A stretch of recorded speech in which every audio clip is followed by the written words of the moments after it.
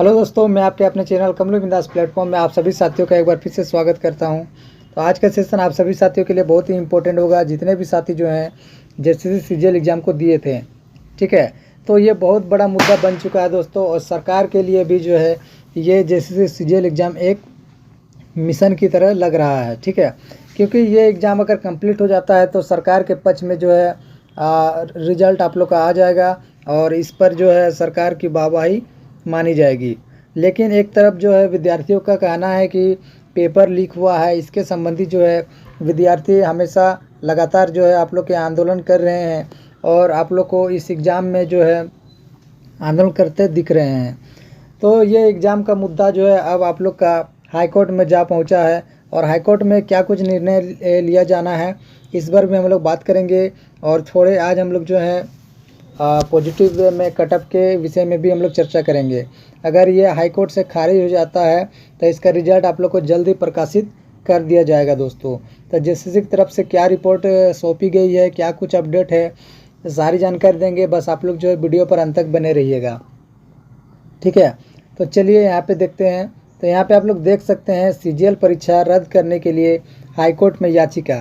तो ये मामला जो है अब हाई कोर्ट में आप लोग का पहुँच चुका है, और हाई कोर्ट में जो है ये फैसला होगा कि इस एग्ज़ाम को जो है कैंसिल करना चाहिए या आप लोग का रिजल्ट प्रकाशित करना है।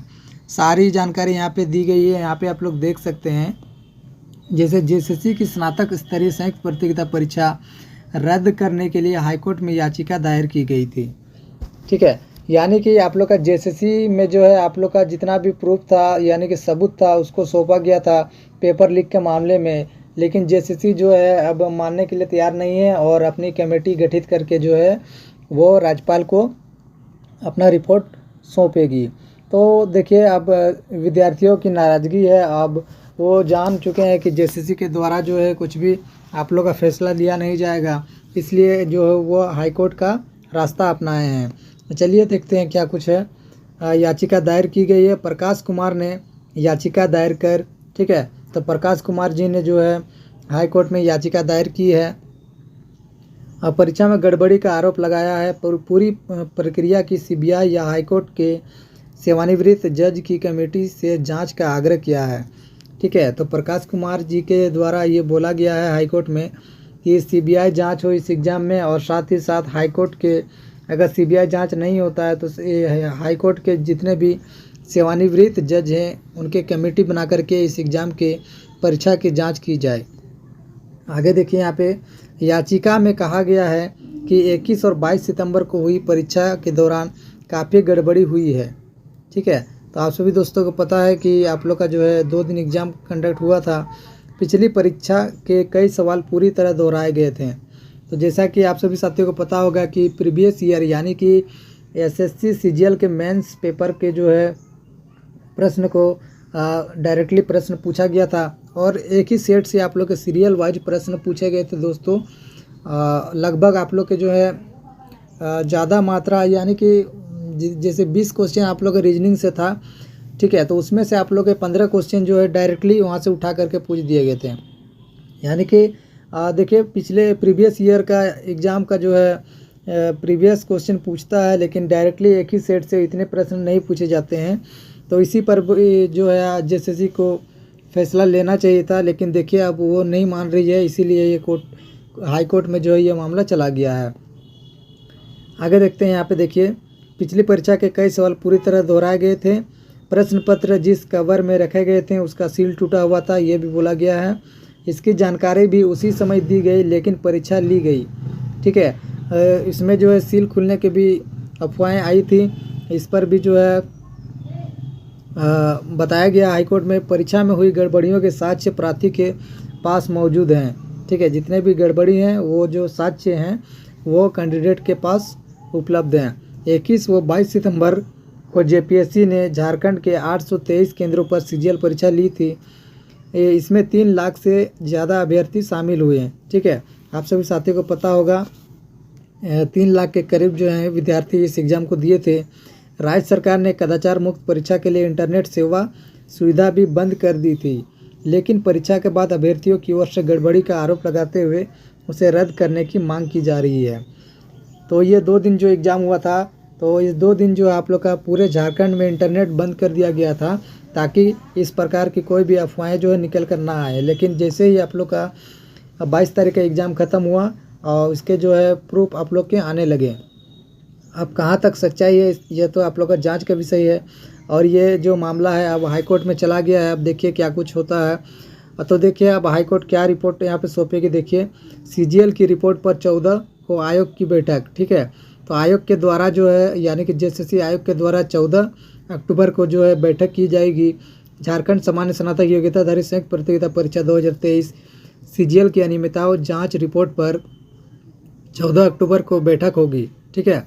तो 14 अक्टूबर को जो आप लोग का फैसले की घड़ी है दोस्तों, उसी दिन जो आप लोग का एक बैठक किया जाएगा और निर्णय लिया जाएगा। झारखंड कर्मचारी चयन आयोग के अध्यक्ष प्रशांत कुमार को अध्यक्षता में होने वाली बैठक में जांच कमेटी के अध्यक्ष रिपोर्ट पर चर्चा होगी, ठीक है। और इसी आधार पर परीक्षा को लेकर निर्णय लिया जाएगा।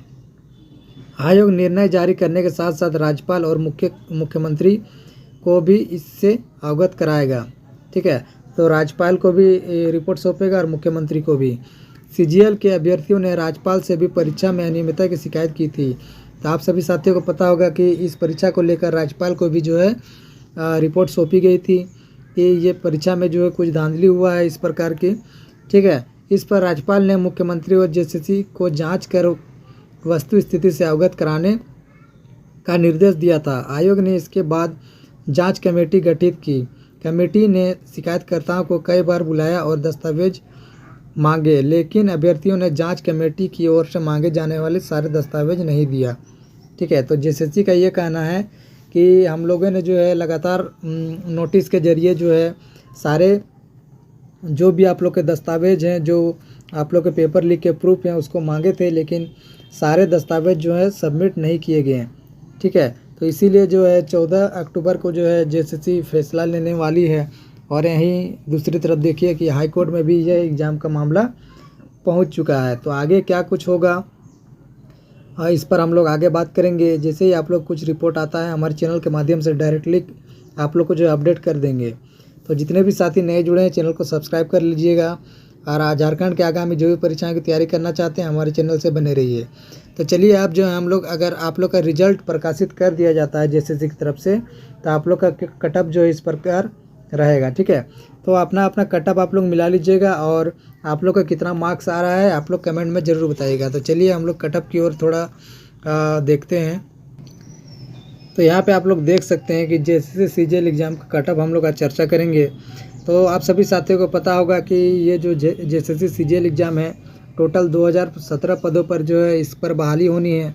और फॉर्म अप्लाई की बात करें तो इसमें लगभग 6,39,900 कैंडिडेट ने जो है इस एग्ज़ाम का फॉर्म फिलअप किया था। और उपस्थिति की बात करें तो लगभग 3,04,796 कैंडिडेट ने जो है इस एग्ज़ाम को अटेंड किया था, ठीक है। तो आगे यहाँ पे अपना अपना देखिए यहाँ पे कौन कौन से पोस्ट जो है जैसे सीजीएल में निकाले गए थे। तो सहायक प्रशाखा पदाधिकारी में 863, कनीय सचिवालय सहायक में 335, श्रम प्रवर्तन पदाधिकारी में 182, प्लानिंग असिस्टेंट में 5, प्रखंड कल्याण पदाधिकारी में 195, प्रखंड आपूर्ति पदाधिकारी में 252, अंचल निरीक्षक में 185। तो आप लोग पोस्ट प्रीफरेंस किस प्रकार दिए हैं आप लोग कमेंट में ज़रूर बताइएगा। तो देखिए पोस्ट प्रीफरेंस जिसका आप लोग दिए होंगे पहले, जैसे आप लोग एएसओ का दिए होंगे, ठीक है, पहले, उसके बाद जो है आप लोग प्रखंड कल्याण पदाधिकारी, कनीय सचिवालय सहायक, तो इसी प्रकार से जो है आप लोग का मेरिट लिस्ट डिसाइड होगा दोस्तों। तो जैसे आप लोग का मार्क्स आएगा उसी प्रकार से मेरिट डिसाइड होगा। अगर आप लोग जो पोस्ट प्रीफरेंस दिए हैं अगर उसका कटअप आप लोग पार कर लेते हैं तो आप लोग को उसी पोस्ट पे जो है ज्वाइनिंग मिलेगा। अगर उससे थोड़ा कम लाते हैं तो उसके पीछे जो आप लोग पोस्ट प्रीफरेंस दिए हैं उसमें आप लोग का सिलेक्शन होगा। तो इस प्रकार से आप लोग का सिलेक्शन होने वाला है। तो आगे यहाँ पे बात करेंगे। देखिए यहाँ पे जो है आप लोग का आंसर की के बाद नंबर घटे हैं, ठीक है। तो आप सभी साथियों को पता होगा कि आप लोग का आंसर की आने के बाद जो जेएसएससी आंसर की जारी की थी उस पर जो है आप लोग का नंबर घटा है। तो जेएसएससी के द्वारा और एक आप लोग का रिवाइज आंसर की जो है आप लोग का जारी किया जाएगा, ठीक है।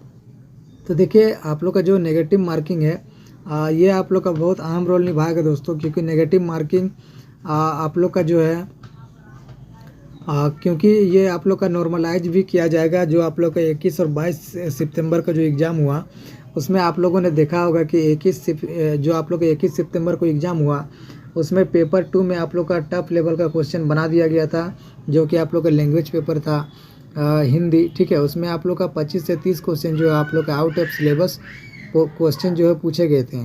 वहीं 22 सितंबर की बात करें तो पेपर 3 में जो है आप लोग का टफ लेवल क्वेश्चन बना दिया गया था, ठीक है। तो 21 और 22 दोनों का नॉर्मलाइज करके जो है आप लोग का कटअप जो है रिलीज किया जाएगा। आगे हम लोग चलिए देखते हैं कटअप पे हम लोग बात करते हैं। यहाँ पे आप लोग कटअप देखिएगा कि कटअप मेल एंड फीमेल, ठीक है। तो देखिए यूआर कैंडिडेट अगर ये आप लोग का जो है यूआर कैंडिडेट यहाँ पे आप लोग देख लीजिएगा 90 प्लस 85 टोटल 175 क्वेश्चन यानी कि 525 मार्क्स। इतना अगर आप लोग लाते हैं तो आप लोग जो है मेरिट लिस्ट में आ रहे हैं, ठीक है। तो ये आप लोग का एएसओ का जो है आप लोग का क्या बोलते हैं एएसओ का आप लोग का जो है कटअप रहने वाला है। इससे कम आप लोग को एएसओ पोस्ट नहीं मिलेगी दोस्तों। इतना मार्क्स अगर आप लोग का आ रहा है तभी आप लोग जो है एएसओ पोस्ट के लिए एलिजिबल है।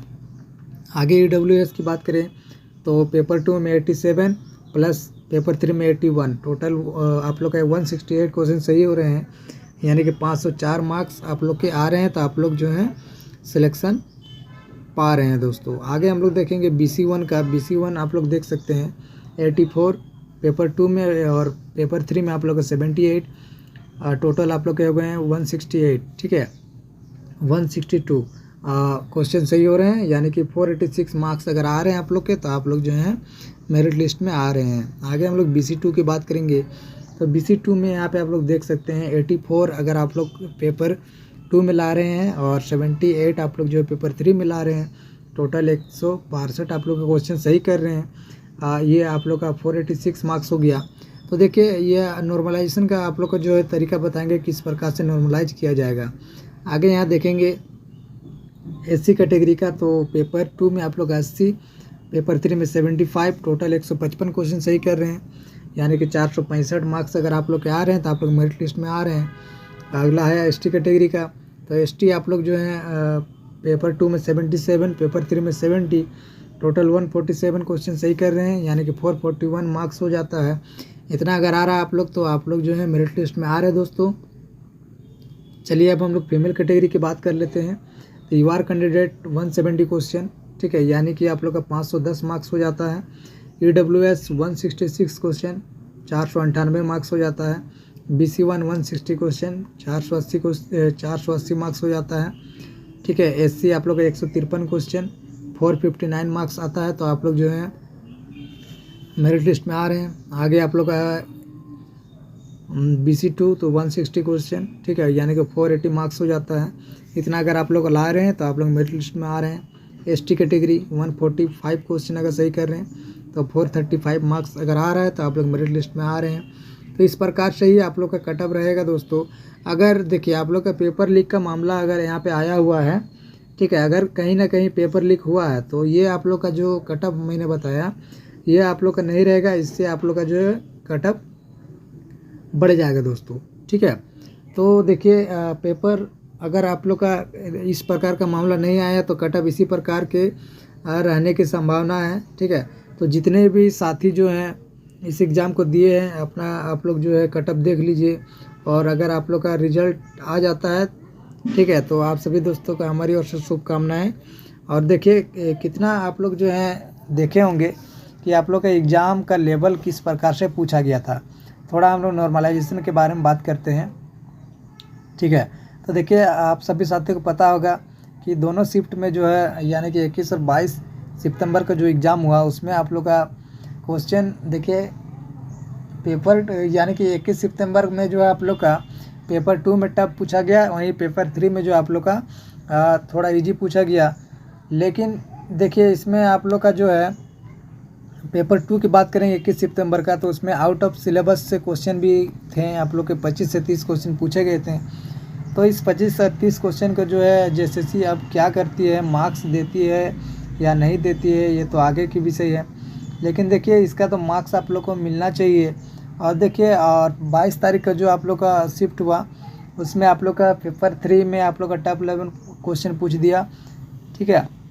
और पेपर 2 में इजी लेवल पूछ दिया, तो बहुत से कैंडिडेट का जो है ज़्यादा ही मार्क्स आ रहा है पेपर 2 में, ठीक है। तो देखिए अब आप लोग का जो है इसी प्रकार से कटअप रहेगा। और नॉर्मलाइजेशन का बात करें तो नॉर्मलाइजेशन इस प्रकार किया जाएगा कि अगर आप लोग नेगेटिव कम किए हैं, ठीक है, यानी कि आप लोग का नेगेटिव का रेशियो अगर कम है तो आप लोग नॉर्मलाइजेशन में जो है आप लोग को मार्क्स ज़रूर देखने के लिए मिलेगा दोस्तों, ठीक है।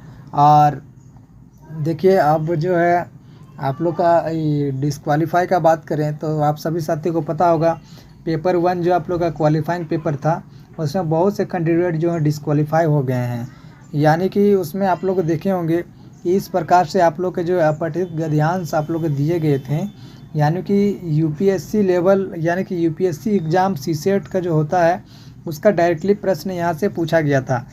तो बहुत से कैंडिडेट जो हैं बना नहीं पाए थे और या नेगेटिव मार्किंग ज़्यादा कर दिए हैं, इसलिए वो जो है क्वालिफाई नहीं हो पाए हैं।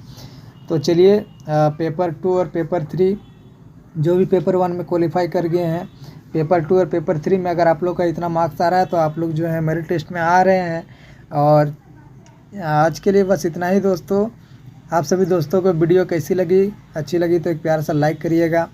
चैनल पर नए विजिट किए हैं, चैनल को सब्सक्राइब कर लीजिएगा। और आने वाले एग्ज़ाम्स की तैयारी करना चाहते हैं या जेसीसी से संबंधित कोई भी अपडेट के लिए हमारे चैनल से बने रहिए।